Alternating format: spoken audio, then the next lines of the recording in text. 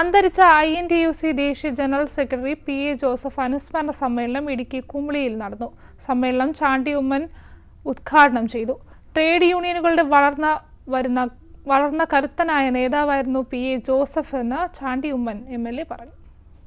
അന്തരിച്ച മുതിർന്ന കോൺഗ്രസ് നേതാവും INTUC നേതാവുമായിരുന്ന PA ജോസഫ് പ്രവർത്തിച്ച പോലെ പ്രവർത്തിച്ചാൽ മാത്രമേ രാജ്യത്തെ തൊഴിലാളികളുടെ നിലവിലെ അവസ്ഥയ്ക്ക് മാറ്റം വരികയുള്ളൂവെന്നും ചാണ്ടി ഉമ്മൻ MLA പറഞ്ഞു.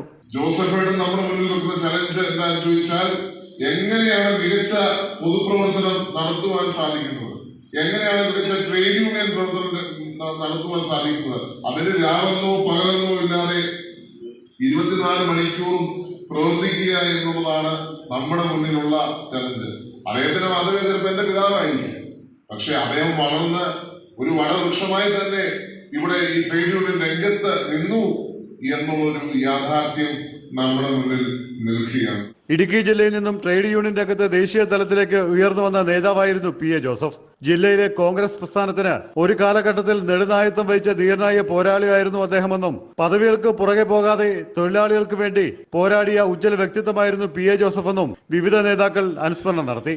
സമ്മേളനത്തിൽ Jose George Planthottam, Antony Kuttukaran, Raja Mattukaran, S Ashokan, Joy Vettikuzhi, Shahul Hameed, TM Umar, Ibrahim Kuttikallar, Shaji Painadath, MM Varghese, Robin Karakkattu, PP Raheem തുടങ്ങിയ നേതാക്കൾ പങ്കെടുത്തു.